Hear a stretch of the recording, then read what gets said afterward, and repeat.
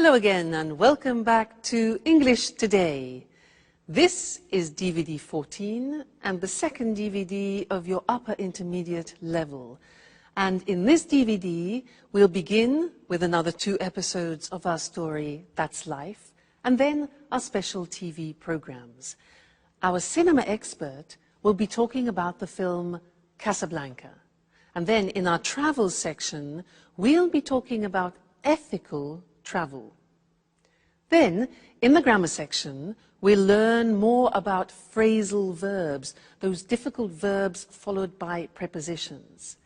We'll also study the second conditional, and we'll look at some useful language for socializing, okay? So have fun.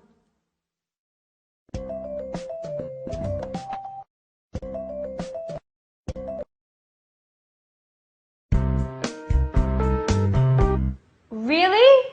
Peter was going to punch Jack? That's right. But luckily I arrived in time. I'm glad I decided to check up on them. Wow. What happened next?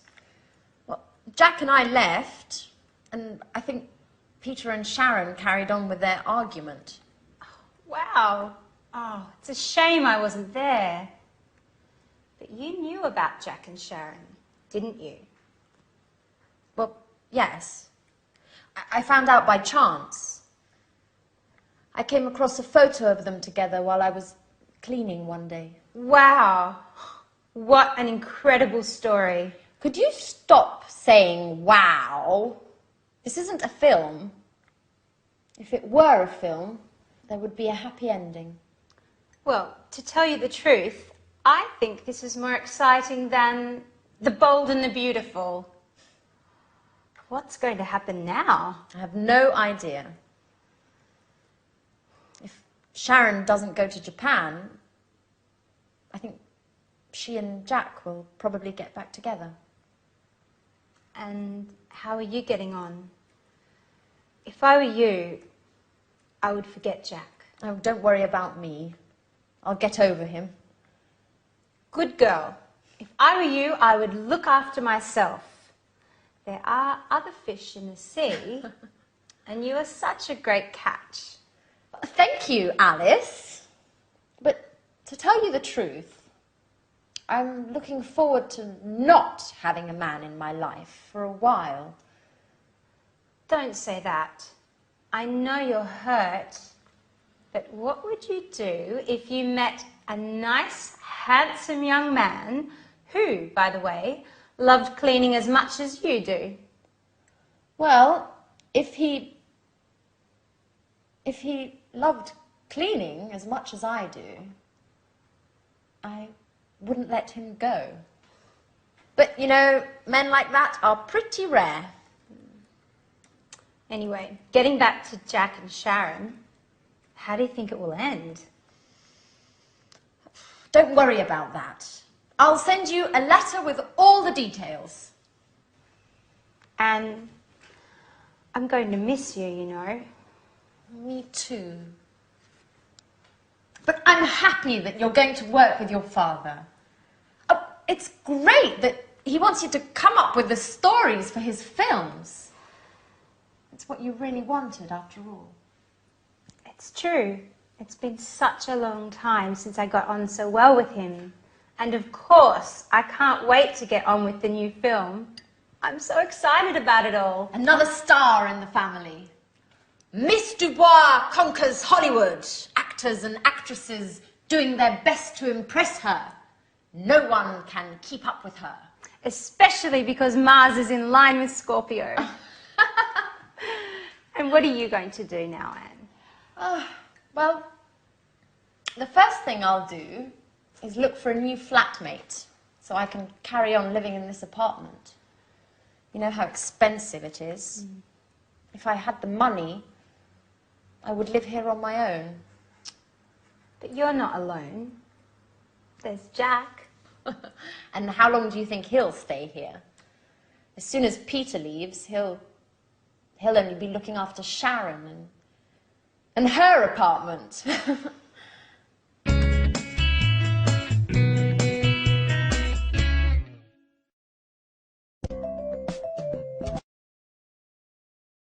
Hello again and welcome back for another lesson in your live TV program of English language. I want to look more closely at the dialogue that they just had because they are using some very interesting verbs called phrasal verbs. Now, a phrasal verb, let me give you an example. I'm glad I decided to check up on them. Now, this is a verb with some prepositions. What happens is the verb itself changes its meaning, and it's actually sometimes very difficult to guess what it means. So, when a verb has a preposition, or even two prepositions after it, and it changes its meaning, its original meaning, we call it in English a phrasal verb. So what I want to do with you now is to use the board and also the examples that there were in the dialogue, and we'll see that there are two groups. In fact, the screen will be divided into two groups. One will be two-word phrasal verbs, and the other is three-word phrasal verbs. Let me explain a little bit better. For example, Anne said, the example before, I'm glad I decided to check up on them. You see that? To check up on them. Check with two prepositions. Now, this verb, to check up on them, means to look at something more closely, to examine something more in depth. All right, so that is the new meaning. Anne then said, I think Peter and Sharon carried on with their argument. Now, carry usually means this, you pick something up and you carry it. If you add prepositions, so the example here is to carry on, it changes meaning, and carry on here means to continue. So, I think Peter and Sharon carried on with their argument means to continue their argument. All right? So, let's carry on. Then Anne said, I found out by chance. Found out, that becomes the meaning of discover. I discovered something. Okay, so find out. Next one. She said, I came across a photo. Now, came across. Very difficult to understand what that means. Because in this context, to come across, it means to find something or to find someone by chance. She says, I came across a photo of them together while I was cleaning one day. Okay, you see, they're not easy, quite complicated. Anne then said, I think she and Jack will get back together. So, look at that. That is a three-word phrasal verb. There are two prepositions, to get back together, and that means to become a couple again. Okay, to reconcile, get back together. Then Anne said, oh, don't worry, I'll get over him. Interesting, impossible to guess the meaning. Get over means to forget about. I'll get over him means I'll forget him, all right? Alice says, if I were you, I would look after myself. Look at that one. Look after, again, difficult to imagine. It means to take care of. Take care of yourself. So, if I were you, I would look after myself. Good. Next one. There are two more. It's been a long time since I got on so well. Now, to get on with means to have smooth relations with a person. It means that the relationship is going well without problems. To get on with. And the last one. Anne says, I'm looking forward to not having a man in my life. Again, look at that. To look forward to. Again, very interesting. This has two prepositions, look forward to, and it means that you think of an event in the future with pleasure. I could say to you, I look forward to seeing you again in the next lesson. All right, so these are the phrasal verbs, very difficult. People hate them. And they say, well, why don't you use easier verbs in English? Well, they come from Anglo-Saxon, and because we use them very often, I'm afraid you have to get familiar with them. All right? So we'll keep practicing, and I'll see you again.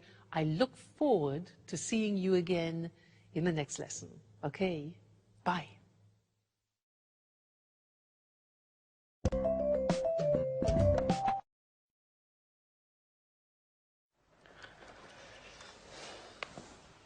Hi, Sharon.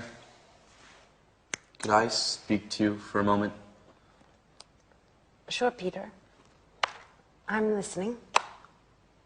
You know, I thought a lot about what you told me.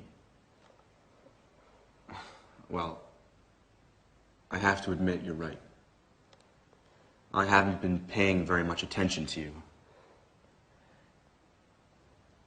I won't be angry if you don't want to stay with me. Oh, Peter. Don't worry about me. Just look forward to your musical. It's your big break, isn't it? If you weren't so committed, you wouldn't be the man for the job now, would you? You're a star, right? Yes, I know. It just isn't easy imagining Japan without you. It won't be easy for me either. But I'm sure it's the right decision for both of us. I hope so. If I were rich and famous already, I'd send along my private jet so you could visit me on weekends. Yeah, right. The petrol alone would cost you your fortune. Who cares? I'd be rich. So, while I wait for you to bring your career off and become rich, I might come visit you. Maybe with Anne. But if you're famous, you'll forget all about me. You'd let it go to your head and wouldn't have time to take care of me. I couldn't keep up with all those beautiful young actresses. How could I forget you, Sharon? By the way, would you mind me taking that beautiful photo of you along to Japan with me? The one hanging in the living room. It'll help me when I'm missing you. Especially in the beginning. Of course, Peter. Take it. I'll be happy to give it to you. Thank you. Well, I have to get on with packing. One last thing. If we were to meet in a few years, in two apartments close to each other, you with your new boyfriend, would you pretend not to know me like you did with Jack? Why do you ask me that? I don't know. Just curious. I guess it would be fun to meet you somewhere else and have a little secret between us two.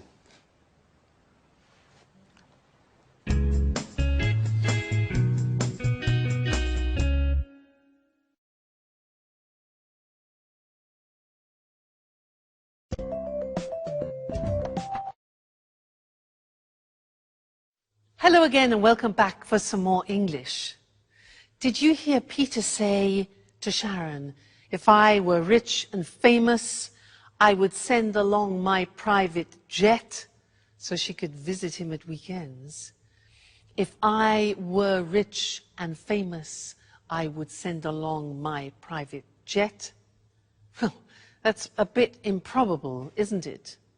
But it's useful for us because it means that we can learn another grammatical form, because he was using the second conditional. Remember in another lesson we learnt the first conditional. This one is the second conditional. So, if I were rich and famous, I'd send along. Now, this is unusual because you say to yourself, wait a minute, if I were, that's not right, because I taught you, I was, you were, he, she, it was, we were, you were, they were. How can you say if I were? Well, it's a special grammatical form. It's a subjunctive form, probably the only subjunctive form left in English. And when you say, if I were you, you're putting yourself in somebody else's shoes. Okay? He says, if I were rich and famous. He uses the verb to be, and this is where the subjunctive comes into play. All right? So, very unusual. You must have probably heard this expression, if I were you. If I were you, I would do this. And I want to give you some examples of that because it's very common in English. If I say to you, for example, I'm tired, you could answer, if I were you, I'd go to bed. Now, if I were you, that's the past form, followed by I would go to bed. That's the conditional form, conditional to. If I were you, I would go to bed. Another example, smoking, yeah? I say, look, I can't stop smoking. I want to stop smoking, but I can't. You could say to me, well, if I were you, I'd go to a hypnotist, for example. One possibility, why not? If I were you, I would. Another example, imagine that I am bitten. Look, Mr. Snake bites me. I've been bitten by a snake. I've been bitten by a snake. You could say to me, well, if I were you, I would suck your blood out. Or, if I were you, I would go immediately to a doctor. So do you see how this works? If I were you, I would. Let's go to the screen now because I want to show you that example and also normal examples of the second conditional. So, we use the second conditional when something is improbable. That's why we use if. Let's look at some normal examples. We have if plus the simple past and then would and the infinitive. So a typical example is, if I won the lottery, win 1-1, I'd buy a house. Yeah. If I won the lottery, I'd buy a house. I would buy a house. It's improbable, but if he didn't smoke, negative, past, negative, he wouldn't need an operation. You see, if plus the simple past in the negative and then would in the negative. If you ate less, you would lose more weight. If you ate less, you'd lose more weight. All right, so those are normal examples of the hypothetical situations of the second conditional. And now let's get back to the example I did with you. If I were rich and famous, remember that? If I were. In the episode it was, if he were rich and famous, he'd send an airplane to Sharon.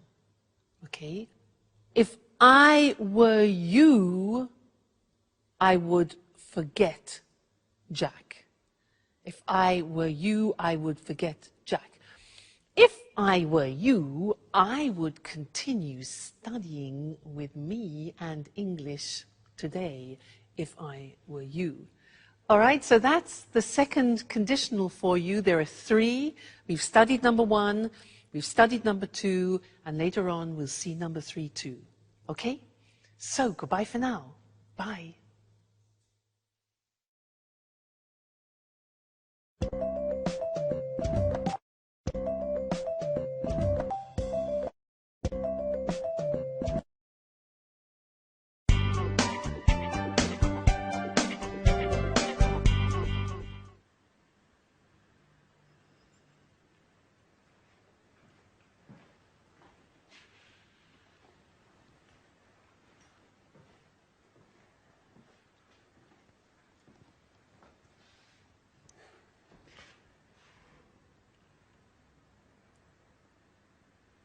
So it's just you and me, isn't it, Anne?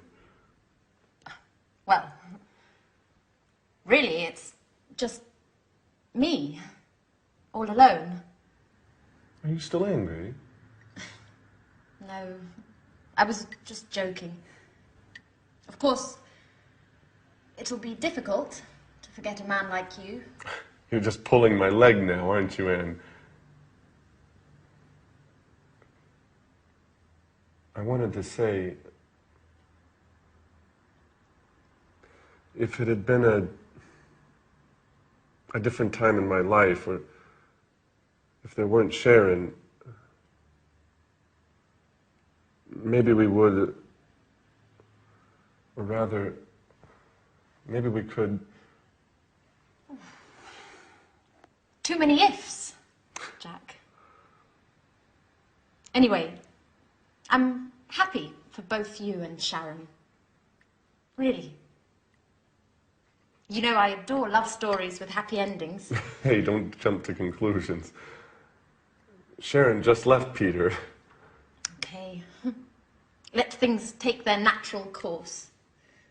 You know, as Alice would say if she were here. I really miss her craziness. And her jokes. The house just isn't the same without her. That's true. She always had something to say.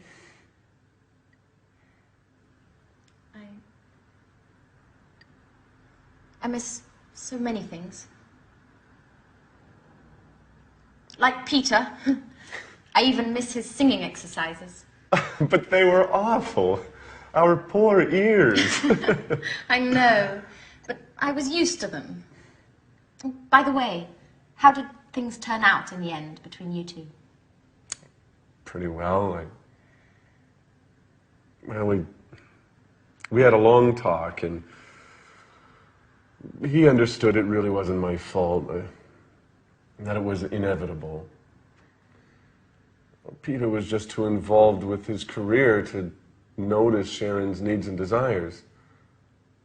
Let's just say I took advantage of their situation. I'd say so.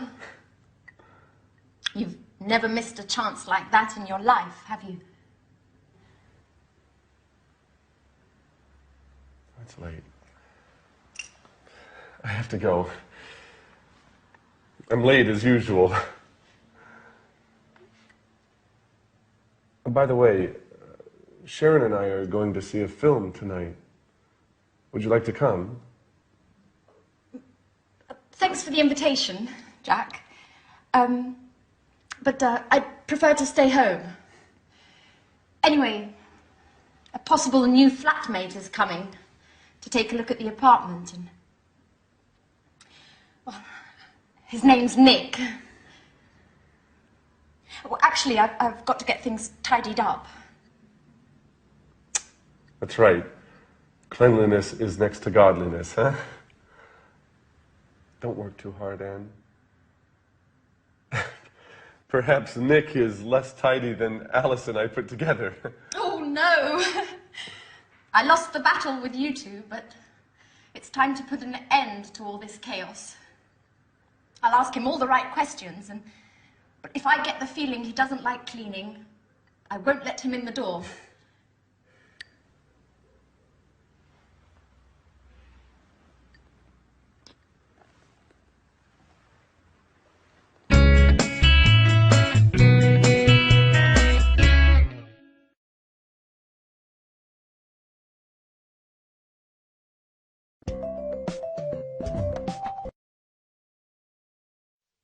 Hello again, everyone.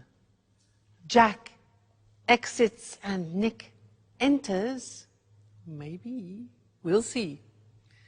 Now, I have a quiz for you. You've learnt a lot of language up until now, and I want to see how much you remember of what you've learnt. The quiz is this. I will say something which is wrong, and you, with all your grammar knowledge, must correct it. Let me give you an example.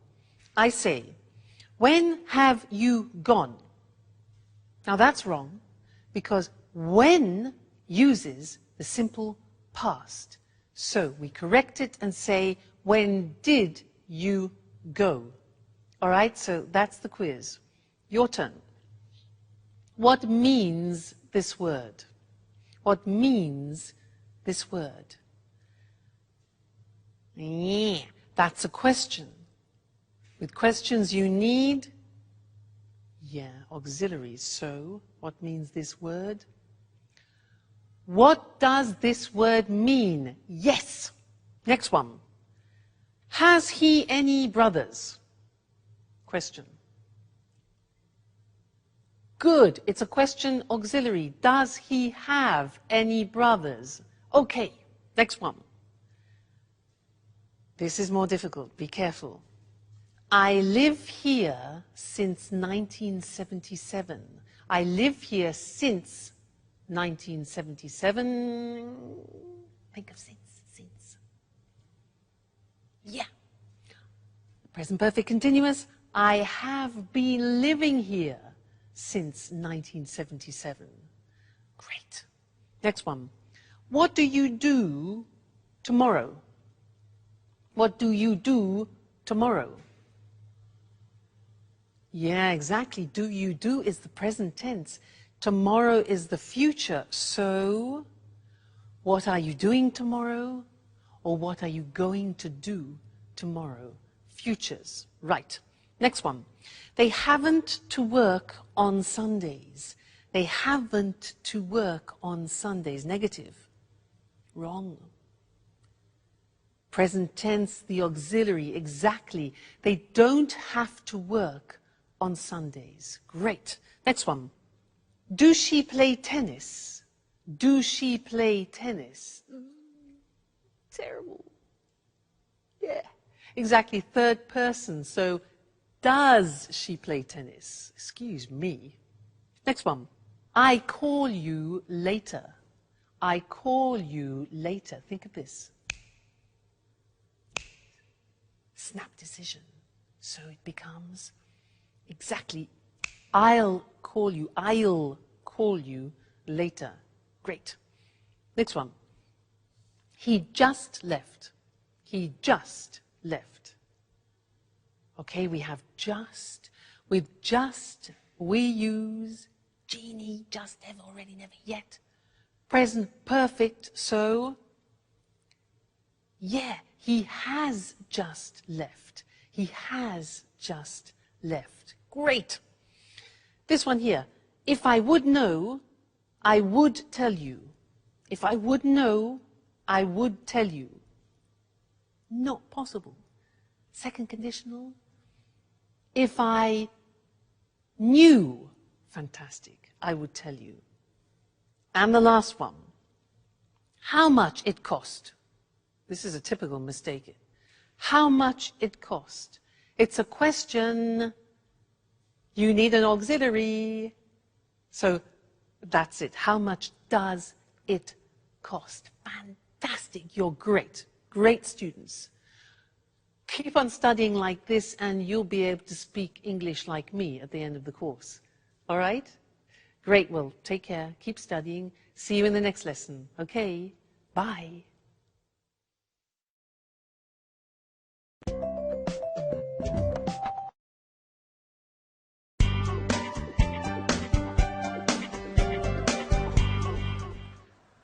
Good evening. My name's Nick. How do you do? How do you do, Nick? My name's Anne. It's a pleasure to meet you. The pleasure's all mine. So this is the apartment. It's very beautiful. It's so clean and tidy. I love cleanliness. I'd even say that I'm a maniac for cleaning. Really? Well, yes. My friends give me a hard time. They say that I'm the mommy of the group. Is that so? My friends say the same thing about me. Well, there's another thing, Anne. To tell you the truth, it's a little embarrassing. I have another hobby which I adore. What would that be? Well, I just adore cooking. In fact, could I take a look at the kitchen? Are you okay, Anne? What? The kitchen. Do you think you could show me the kitchen? Oh, I'm sorry.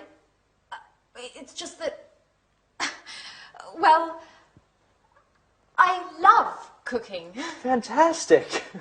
That way we can experiment and try out new dishes together, okay? So, where is it? Right. The kitchen is in there.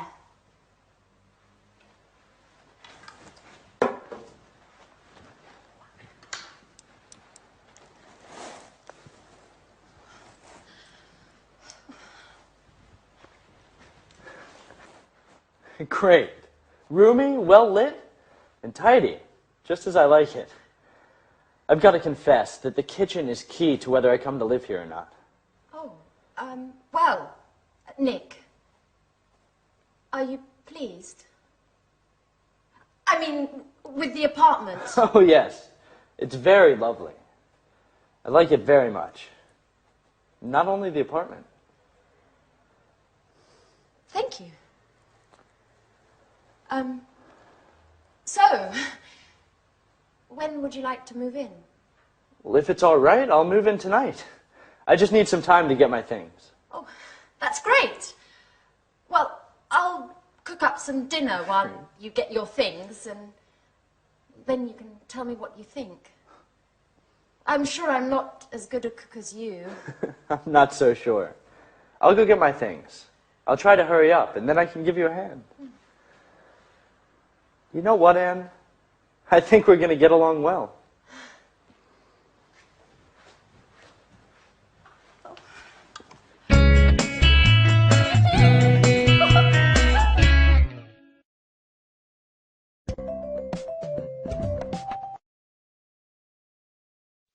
So Anne and Nick cleaned happily ever after.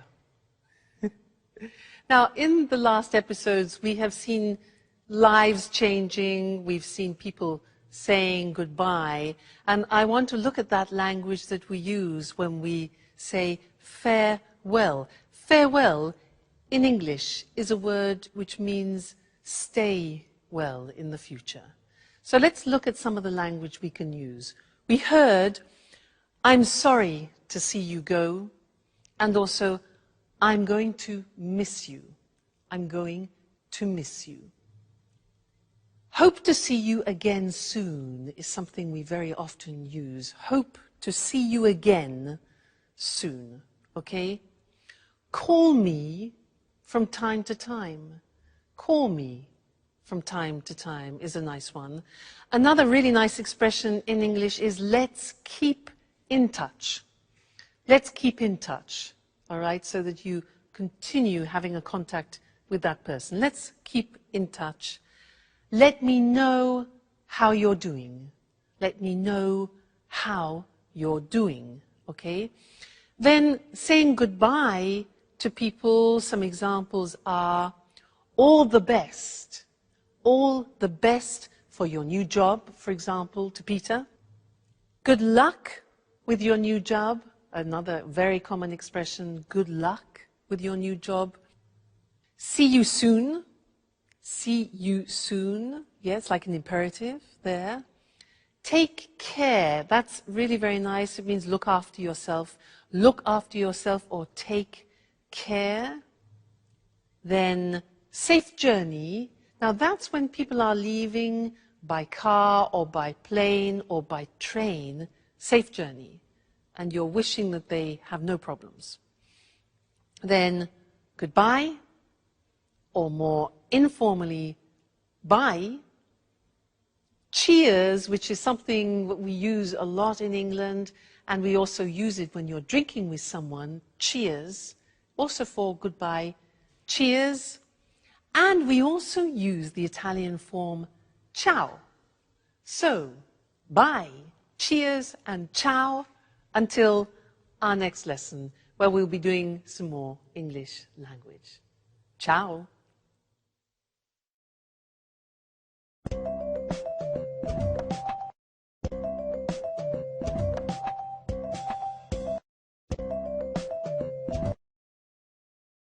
Hello, hello. I'm Lucy Ross, and this is Talk Cinema.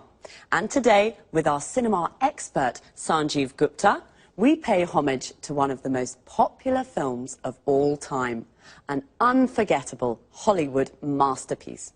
I don't think I need say more. I'm sure you all know the film we're going to talk about today. Casablanca. Casablanca.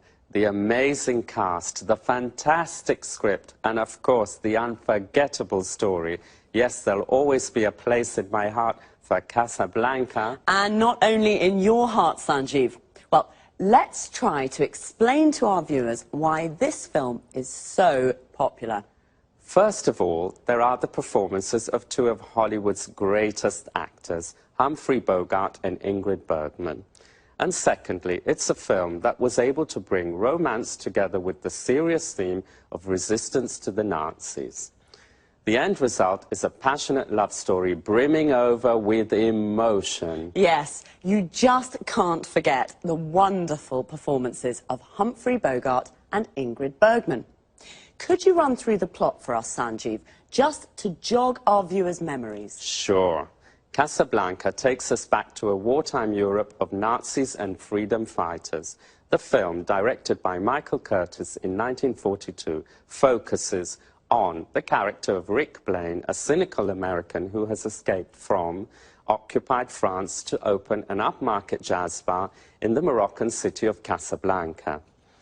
He has to choose between his love for Ilsa and his duty to help her husband Laszlo, a resistance leader, to escape from Morocco to continue his fight against the Nazis. Ilsa first met and fell in love with Rick in Paris. She believed her husband had been killed by the Nazis. When she discovers that Laszlo is still alive, she leaves Rick abruptly without explanation and returns to Laszlo, leaving Rick feeling betrayed and bitter. In the end, Rick sacrifices his love and helps Laszlo and Ilsa to escape to Lisbon. Wow, that's it, yes. Who can forget Rick's famous line to Ilsa as she gets on the plane at the end of the film? We'll always have Paris. That's true. There are also several other famous lines in the film. For example, when Rick says to Ilsa, "Here's looking at you, kid." Or when Ilsa says to Sam, the piano player, "Play it, Sam, play." Wait a minute, what's the name of that song? Oh yes, I remember. As time goes by, I've sung it so many times.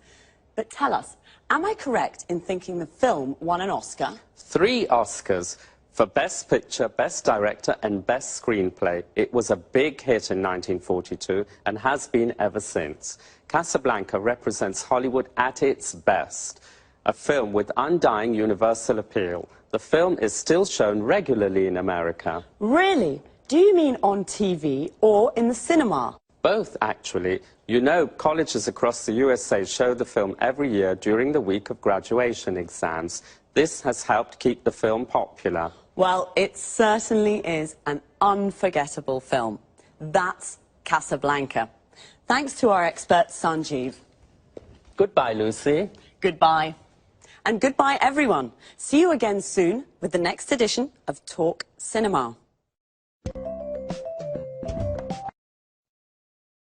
So, have you seen Casablanca? It really is an unforgettable masterpiece. We say something is unforgettable when it's difficult to forget. Casablanca is unforgettable because it's such a good film. We call it a masterpiece. A masterpiece is an excellent piece of work We usually use it for films, books, and art. Why is Casablanca such an unforgettable film? First of all, the amazing cast. Amazing here means incredible, very good. The cast is all the actors of a film. Casablanca features Humphrey Bogart and Ingrid Bergman. If you've seen it, you can't forget their incredible performances. An actor's performance is the way the actor plays his or her role. Secondly, the script. The script is the text of a film or a play. In fact, Casablanca won 3 Oscars, one for the best screenplay. The screenplay is another word for the script. It won Best Director. The director was Michael Curtis. We say it was directed by Michael Curtis. And it won Best Picture. Best Picture means best film. I'll quickly run through the plot to jog your memories. What does all that mean?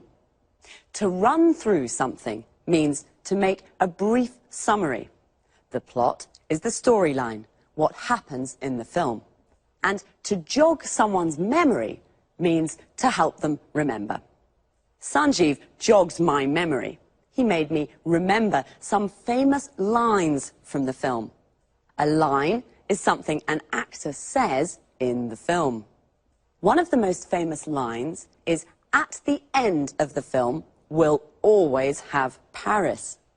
Notice how we say, "at the end of something," but "in the end" means finally, after some time.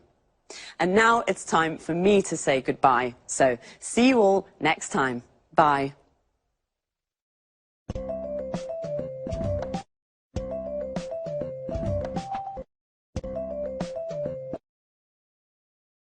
Good morning and welcome to this week's edition of the Travel Programme. In the studio with me, as always, is Christine Oteng, our travel expert. Good morning, Lucy, and hello to everyone. Are you dreaming of your next holiday? You can't wait to get away from it all. Thinking of going to an exotic, tropical destination? Well, let's have a look at some suggestions that will make your travels more rewarding and help local people too. So, over to you, Christine. Thanks, Lucy. Well, the golden rule for a true traveller is to respect the culture and environment of the country you're visiting. This is why I want to talk today about ethical travel. I'm not talking here about a weekend in Paris or a week on a Greek island, but more about tourism to more distant locations in poor, developing countries. Ethical travel is all about what to do when you're on holiday in one of these countries. Can you give an example? Sure. To start with, before you leave home, try to choose a travel company that gives part of its profits to a fund that supports local community projects. You know, with traditional tourism, only a very small percentage of the income generated by visitors actually goes to local people. Most of the money that tourists spend goes to multinational companies. Usually, these companies take their profits out of the country and do very little to help local communities and the local environment. You're right. The tourist industry can be a very cutthroat business. So, do you have any other suggestions on how we can travel ethically? Sure. Choose a resort that is built with local materials in the local style, or stay in local family-run hotels. Shop and eat where local people do. Use public transport and try to learn a few words of the language before you leave home. The only way to really get to know a country is to get in touch with local people. So it can be useful to read up on the place you're going to visit and its culture before you leave home. Of course, tourists usually see the local culture as something colourful and exotic without really understanding it very well. It's important, though, to learn about local traditions and to respect them. Do this and your holiday will be much more rewarding experience. One more thing. Do remember to always ask before taking photos. And what about shopping? Is this against the concept of ethical travel? Absolutely not. Shopping's always fun, but do use your head when shopping. I mean, try to buy souvenirs from local markets and always pay a fair price for goods. Bargaining's fine, but don't beat the locals down too much.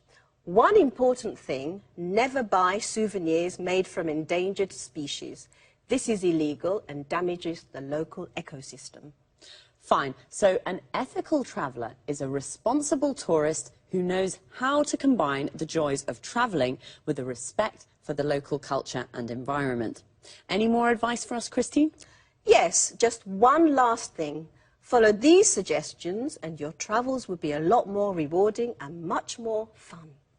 I'm sure they will be. Well, thanks, Christine, for your really useful tips on how to be an ethical traveller. Well, that's all we have time for today, so goodbye, Christine. Goodbye to all travellers, and remember, travel ethically and enjoy your holidays more. See you soon with another edition of the Travel Programme. Goodbye. Well, I can't wait to get away from it all. I can't wait is an expression that means you're looking forward to something. To get away from it all means to have a holiday and leave your daily life behind. Today, Christine gave us some tips on how to be an ethical traveller. A tip is a piece of advice, a suggestion. First of all, what is ethical travel? It's travel that respects the local culture and environment. Local means from a specific place. For example, the local people are the people that live in a place, and the local culture is the culture from that place. The environment is the world that surrounds us, all the social, physical and cultural conditions of a place. Christine gave us a golden rule, a rule that should not be broken. The golden rule for an ethical traveller is in fact to respect the local culture and environment. She also suggested choosing a travel company that gives some of its profit to local communities. A community is a group of people living in the same area. A travel company is a company that organises tours to various parts of the world. And you should read up on the place you want to visit. To read up on something means to research and get information about something. The best place to stay is in a family-run hotel. Family-run means it's owned and managed by a family. And when you go shopping in a market, bargaining is okay. To bargain means to decide the price with the seller. If something costs $20, you bargain to pay $15. But don't beat the locals down too much. To beat someone down means to force them to reduce the price of something. That's all for this week. See you again soon.